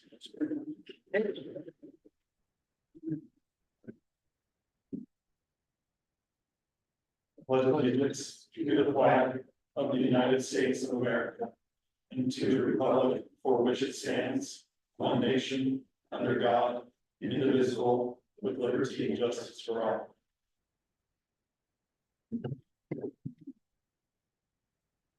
Rusty, would you mind reading our mission statement? Well, our mission to graduate all students with high levels of academic and personal achievement, ready for post-secondary excellence, prepared for productive, passionate citizenship, research-based instruction, and a collaborative system of support. Thank you. Any changes or additions to the agenda? Introduction of our audience. Morgan Thomas, parent, resident, taxpayer. Kaylin Thomas, Morgan's wife, parent, teacher, Title I, and soccer coach. Molly Powell, parent, teacher, 4th grade, and peer coach.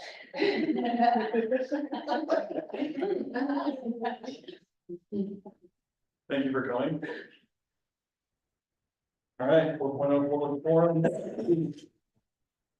During this portion of the board meeting, members of the public are specifically invited to present items of commendation and or concerns.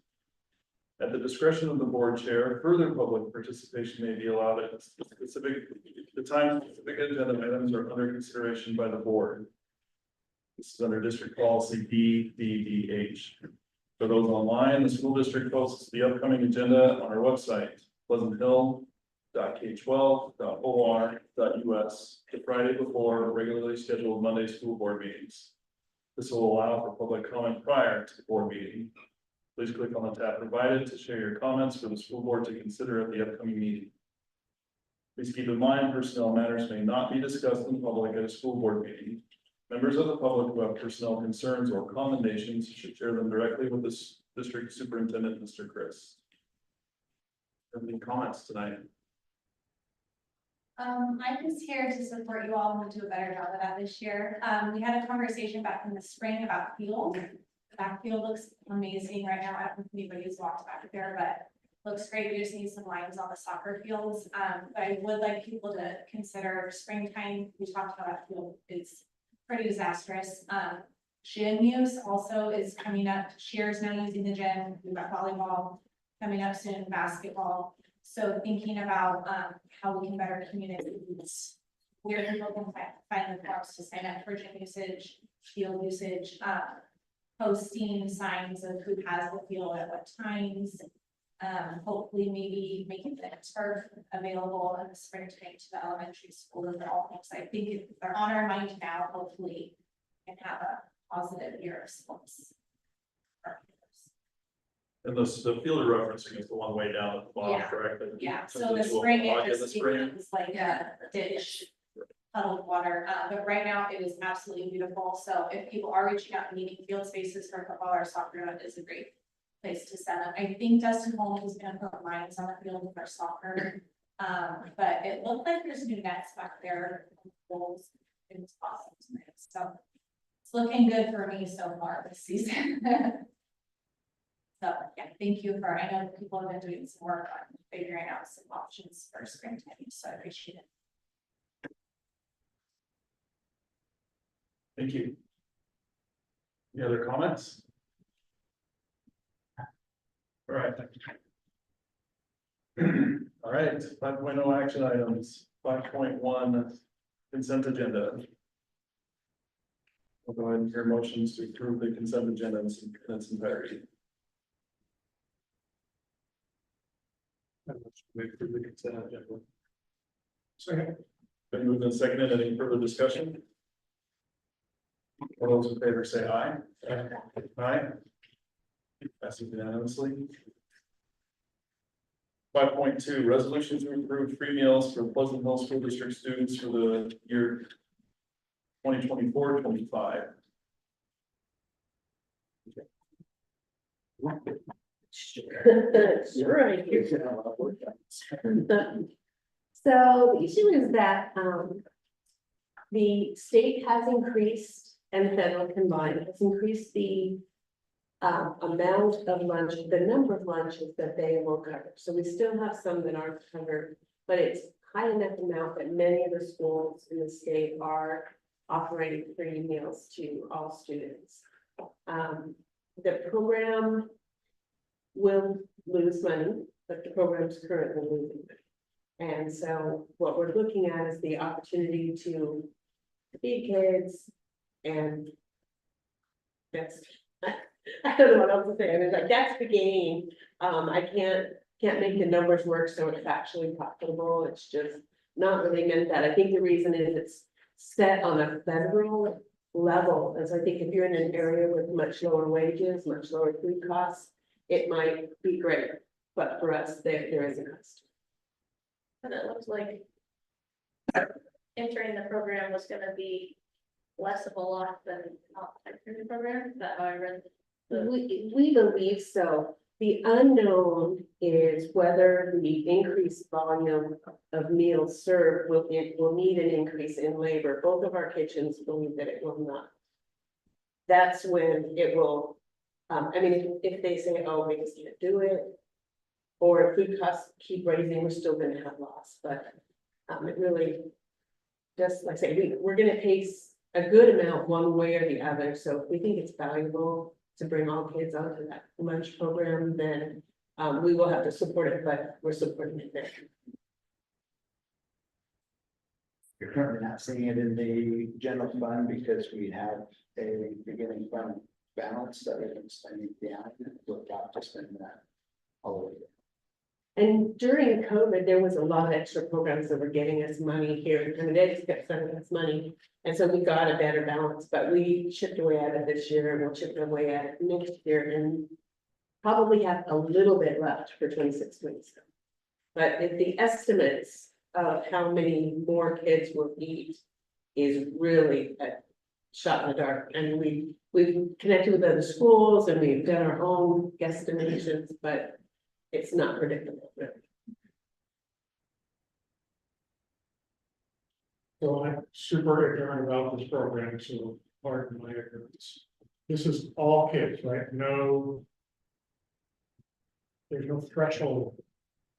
No. It's all kids. The thresholds have been going up, so more people have qualified, but there's still been a chunk that they just wouldn't pay anything for.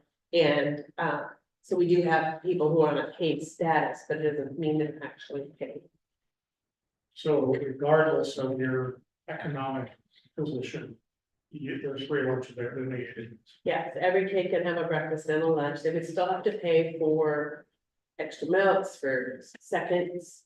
Any adults or teachers would have to pay regular price. And was your comment about predicting how many kids would eat? Have you made an assumption here in the budget? Because I assume not every kid comes and eats breakfast and lunch. Correct. But you're And we taking, don't know how many are not eating because they don't want to create a bill, or how many aren't interested, or they like to bring their lunch. It's all up in the air. Our prediction was that we thought breakfast would increase by about 20%, because we think it will increase more at the elementary. The high school has not a lot of breakfast participation, And we thought lunch would probably increase 30%, so we're chose 25% increase to figure these numbers. And then. Sorry, do you make enough food? Eat however many you guess, or is it, they make it with, I don't know how that works. Do you have extra food every day? Yes. Try not. We try not. The elementary is less because the elementary has a really nice system where they go through the classrooms and say, how many kids want lunch? Oh, here's 14. Okay. And so they make pretty close to what they get. The high school, it's really up in the air. Some of it depends on what you're serving, some of it depends on the weather. And so they do estimate their meals. They are encouraged to not overestimate. Especially because they come in waves. So if you underestimate, you can kind of bump some up, but it does seem like they never run out. Is there a stigma around accepting the free meal? I don't know if there's a, I mean, the kids, it's pretty much the place, the high school cafeteria, older, the juniors and seniors are off, they just don't drive, you know. Cafeteria is not a place where the juniors typically hang out, freshmen, sophomores, it's pretty good, and it does fluctuate, I mean, there's popular meals and there's nothing like this. So, I want to say that I do believe there's a stigma, and the reason I'm going to say that is because we know people who qualify that will not apply. That's what I want. And there's a bit, it is kind of interesting because, like I say, right now, the eligibility is pretty high.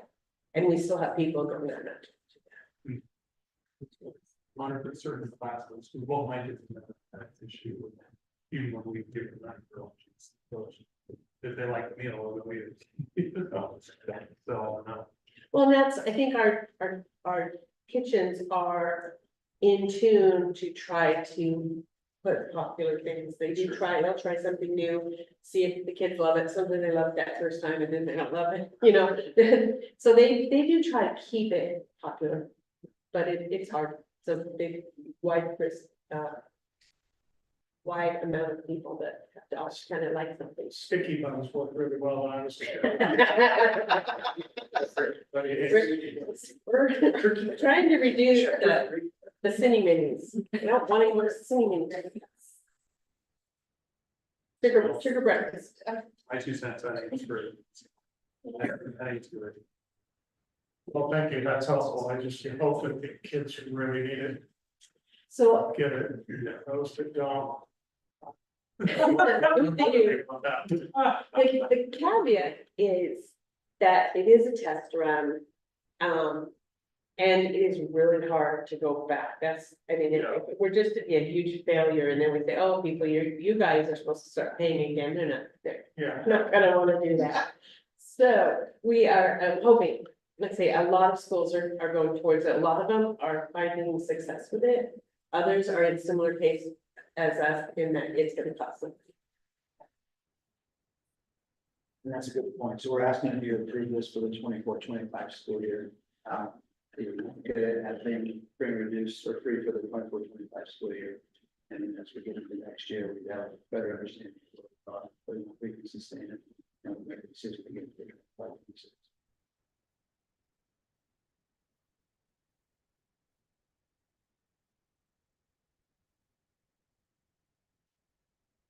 At this point, I mean, I know that this is stuff that they've been doing this already at other places, and so I'm betting that there's some kind of studies to be done that show impact it's had on student performance.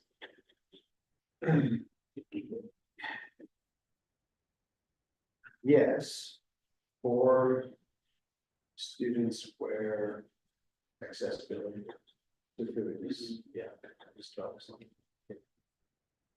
About attendance, do you feel like this would be directly related to attendance as well? That's a difficult one, because our elementary kids are generally tied to a bus or a car anyway. And it's I was thinking more, I guess, at the middle now, I mean, I just don't see it impacting high school students. And so, I mean, so first issue, and the other issue that we deal with consistently with our nutrition services is making meals attractive to our students without just breaking the bank. It is for the most part government provided food. So I can speak to my family, my own kids, it's like, yes, when they were early elementary, going to school, and eating lunch was attractive and having the tray and getting through there, and then pretty soon it was like, yeah, no. I want to wait until summer so she could stop making lunches. So. I don't think this would be a huge. There are other factors, I think, as far as getting high school kids to school. This is. Well, we did The this, atmosphere within there, though, I think if we started playing music and having karaoke and playing a ping pong and. We have ping pong, we have, Yeah. we have cornhole. We start showing that. And it's amazing, but you know, some of the kids that are, the older kids, junior senior, they will go through and they'll grab like the main dish or whatever, if it's something, they'll go through and grab it and head out. They don't have to hang out in the cafeteria, they'll go out to their cars and kind of. So there's some, they use it, if it's good, especially the cheeseburger, hamburgers are always a good day, pizzas are usually a good day. Anything like the tacos or burritos and things like that. So they know the ones that they like, and then it was popular, but the commodities changed to a horrible quality. Every time you give away, they tried to bake it into stuff and they tried to. somebody surprised. Yeah, but it didn't work out, but it's not our kitchen, it's for lack of trying, it was a bad commodity. We look back. They like that orange chicken, That's good, though, sure. that's probably, yeah. We did notice quite a drop when breakfast moved to before school, because I think most kids, they could have 10 minutes more sleep, they'll skip breakfast. And so I think we're seeing that, especially with the older upper class. I've been eating school lunch for 52 years.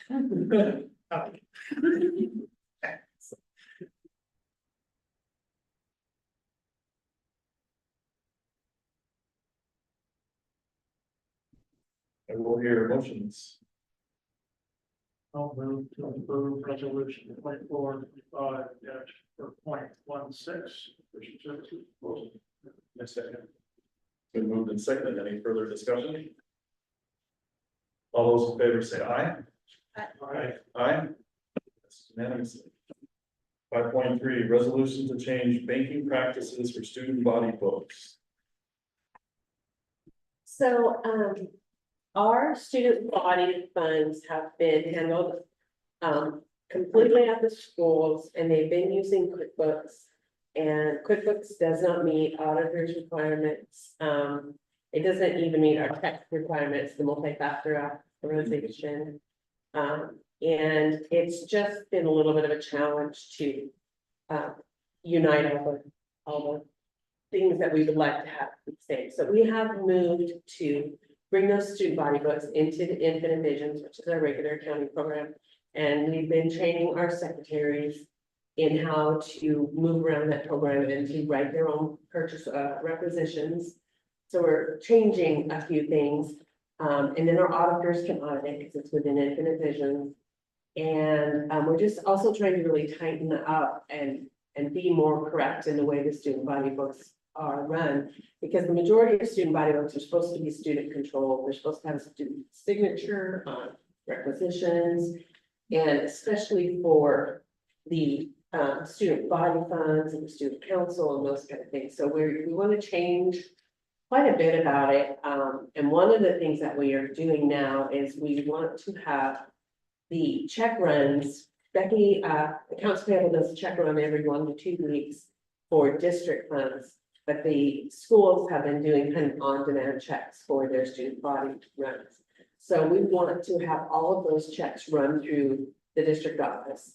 And that way they get a second set of approvals, but they no longer need the live signatures that have been happening with the secretary and the principal. So they would still approve the check run and make sure that these goods have been received or the service has been performed.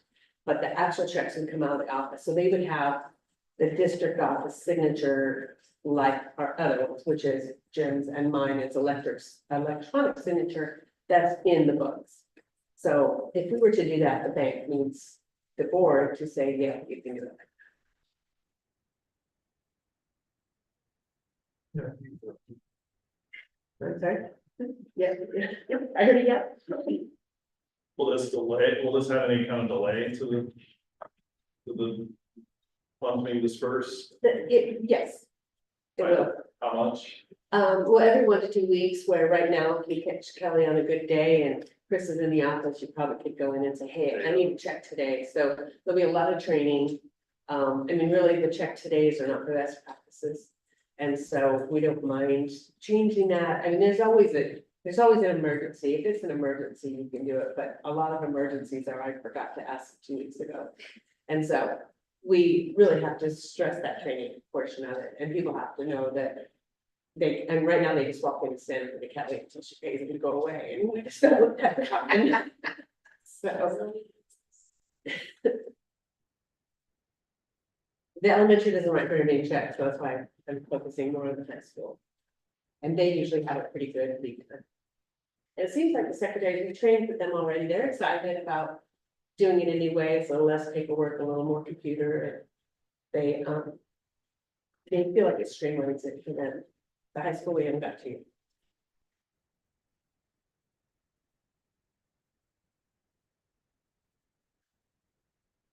Right, all your motions. Move to approve the resolution 24-25.17, banking practices for student body books. Second. Been moved and seconded. Any further discussion? All those in favor say aye. Aye. Aye. That's unanimous.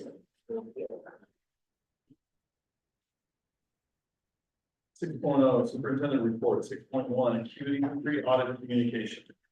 Yeah, so Acuity does our audits and they have been informed this. So part of doing that, getting ready for the year that ended June 30th, 2024, they need to notify you about standards that they use. So if you look down, second paragraph there, their responsibility is to express opinions about whether the financial statements prepared by management with your oversight are fairly presented in all material respects in conformity with U.S. generally accepted accounting principles, and that their audit of the financial statements does not relieve you or management of your responsibilities.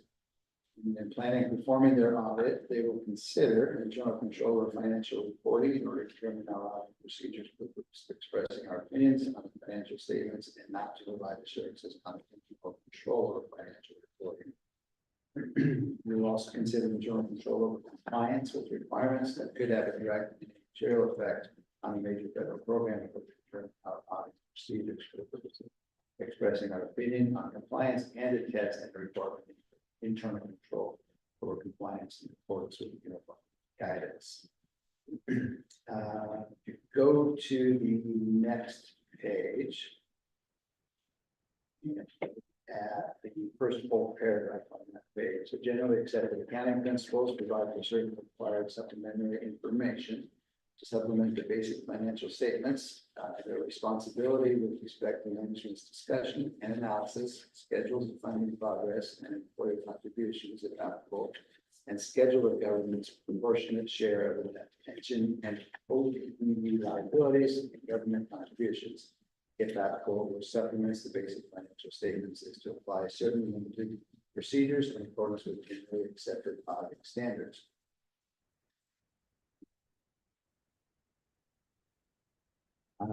Go down to the last paragraph of the page. We have engaged to report on combining balance sheet and combining statement of revenues, expenditures, and changes in fund balances for all non-major governmental funds, if any, schedules of revenues, expenditures, and changes in fund balance, budget, and actual non-major special revenue funds, debt service funds, and capital project funds, if any, and schedule of expenditures of federal awards, which accompanies the financial statements that are not RSI. Our responsibility for the supplementary information described by professional standards is to evaluate the presentation of the supplementary information statements as a whole, according to the supplementary information is fairly stated in all material respects in relation to the financial statements as a whole. Plan, scope, timing, audits, significance, others. So our audit will include obtaining an understanding of the entity and its environment, including internal control sufficient to assess the risks of material misstatement of the financial statement and to design the nature, timing, and extent of future audit procedures. Material misstatements may result from 1, errors, 2, fraudulent financial reporting, 3, misappropriation of assets, or 4, violation of laws or governmental regulations that are attributable to the entity or to acts by management or employees acting on behalf of the entity. We will generally communicate our significant findings at the conclusion of the audit. However, some matters could be communicated sooner if there is significant difficulty encountered during the audit, or assistance is needed to overcome difficulties, or if the difficulties may lead to a modified opinion. We will also communicate any internal control related matters that are required to communicate under professional standards. And one thing to bring up that this does highlight, and it's similar to what your previous resolution was with regards to the student body books, is changes like that often come out from the auditors. Suggestions. Sometimes it's not necessarily we're doing anything wrong, but practices have changed, and to ensure that we are operating above board and the rest of standards that they recommend changes.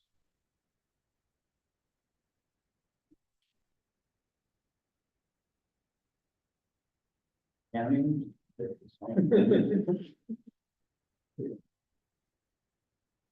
Back to school events, so we are planned for August 29th, 5 to 8 p.m. at the high school children track, a back to school event. But this would be a fun way to engage with the community and bring people together. Did reach out to Emerald People's Utility District, the sponsors, $1,000 up at the main stage. We've got some live music coming in, so the Isaac Berger Band. Isaac's a local student graduated from Springfield High School, and that's been kind of up and coming. He played a couple shows at the fair this year. We've got a local face painter that lives over in the Fall Creek area. We've been over to do some face painting. We've got a Pleasant Hill Booster. We'll set up their apparel trailer. The Education Foundation is going to set up a space as well. We've got Kona Ice, who often comes and does events for us. We're going to set up Buendia Mexican Cuisine, which is the food truck down at the feed store. It's going to come, and then Pleasant Hill Coffee is going to come and set up and sell some drinks, and we've also got Tucky Southern Eats, which is a food truck that's generally in Springfield areas. That might be selected as well. The hope is with this is we've also developed a fundraising committee for the replacement of the church and the track project as well. Working on the prospectus for that as we go out and start to solicit some fundraising donations to really finish not only the resurfacing of or the replacement of the church track, but also the resurfacing of the track next summer. And so we're hoping to use this as a kickoff event for that as well. So we can.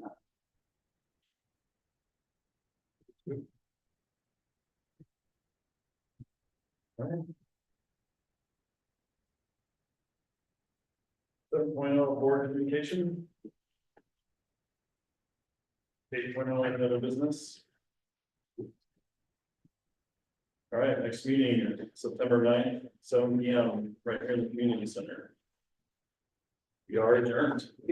Everybody.